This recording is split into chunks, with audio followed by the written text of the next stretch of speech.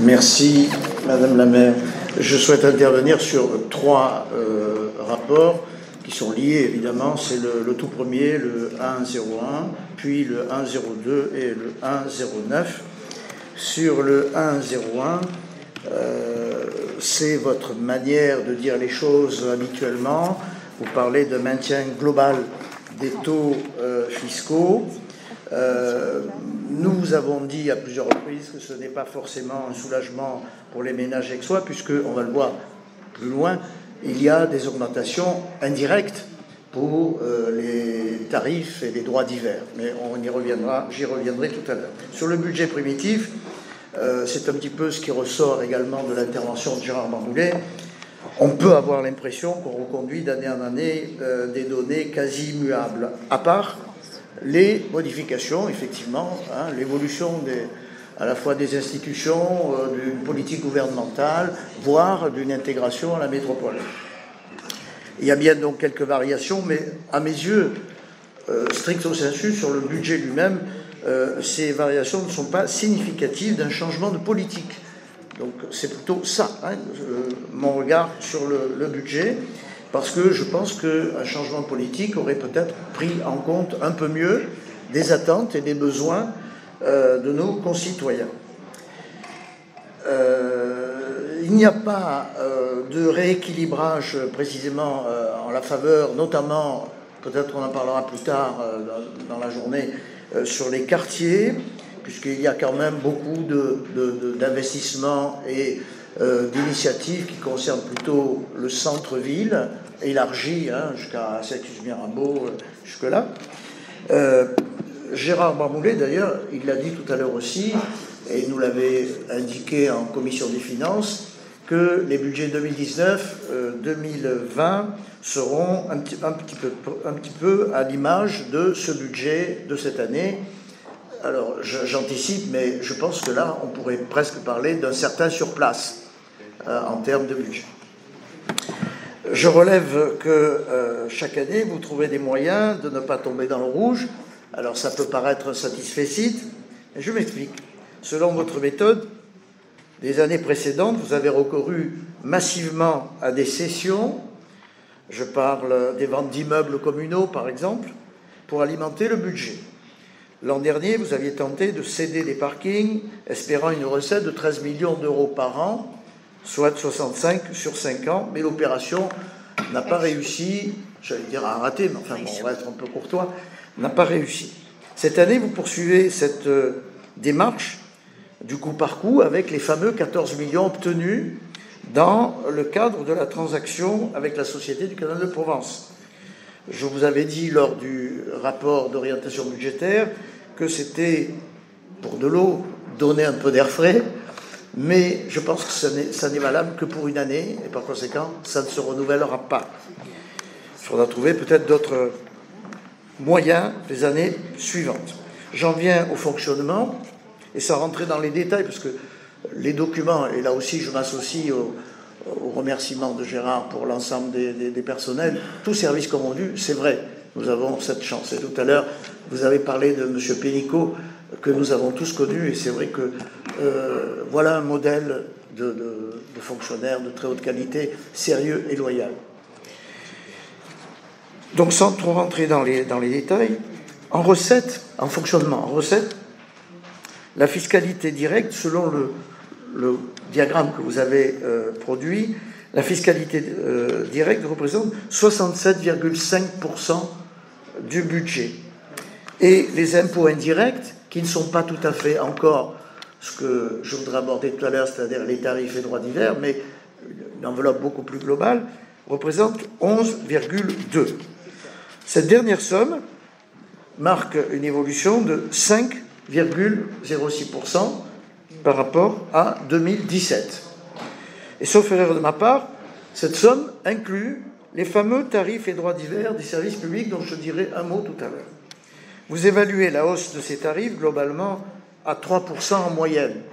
Mais Gérard a bien expliqué que c'est une moyenne, et une moyenne, ça ne veut pas toujours dire grand-chose, parce qu'il y a parfois des augmentations qui dépassent, mettons, 10-15%, et d'autres qui soit sont maintenus, soit baissent un petit peu. Mais j'y reviendrai donc.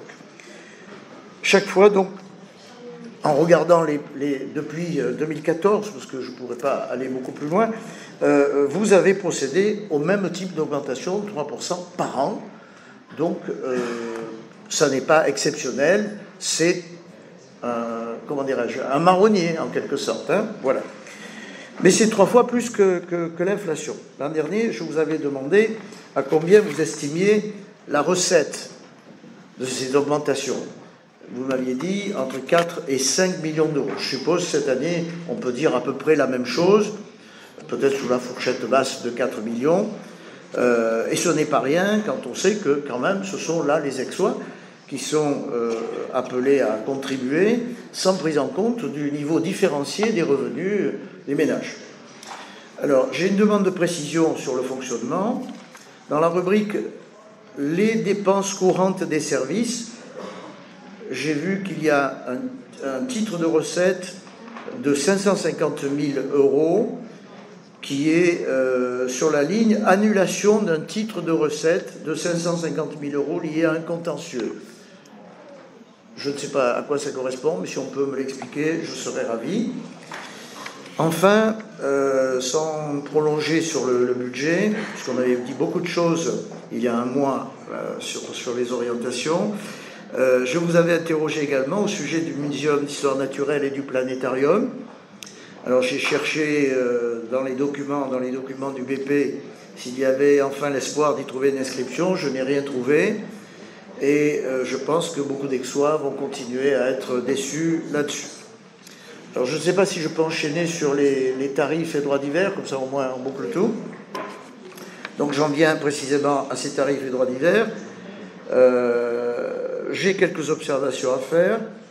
Je suis peiné de constater que ces hausses de tarifs affectent principalement, dans toutes les catégories où ça s'applique, certaines catégories, donc des domaines qui s'adressent plutôt au grand public. Alors je vais donner quelques exemples pour me faire comprendre. Sont touchés certains documents du PLU. Est-ce que ça marche encore? Non. Vous voulez celui-là? Ah, c'est une panne générale, je pense, non? Est-ce que ça marche? Oui. Voilà, l'accès à certains documents du PLU, il s'agit du rapport du PLU, de présentation. Mais enfin bon, c'est quand même un outil que les Aixois peuvent avoir envie de se procurer pour la lisibilité de votre politique urbanistique. Sont touchés également... Alors, quand je dis ça, c'est que ça a l'air de rien, 3% de plus sur le prix, ça touche quand même des sommes assez élevées. 289 euros, donc, puis 469, ou même 1078 euros, c'est quand même important. 3% là-dessus, ça représente une certaine somme. Également, ça touche les entrées d'exposition temporaire d'été, plus 25 et plus 33%. L'accès au patrimoine écrit de la Méjane, plus 2,63, plus 5,56. Les mises à disposition de salles, telles que l'amphithéâtre de la Verrière, de la salle Lunel et de la salle du Bois de l'Homme. La moyenne est de plus 3%. Et vous comprenez que ça touche quand même les Aixois qui, vous le savez, demandent parfois à bénéficier du prêt de ces salles pour leurs manifestations. Il y a également les salles de quartier qui sont utilisées par des associations. Il y a pêle-mêle Roger Baudin, Le Cèdre, Huguetti. Donc là, c'est plus 10%, parfois jusqu'à 10% de plus.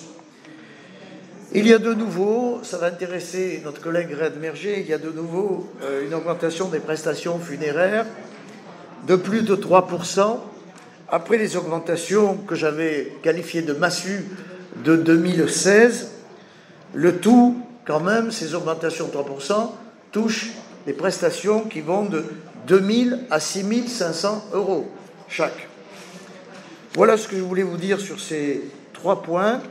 Et si je peux avoir quelques réponses, je vous remercie de votre attention.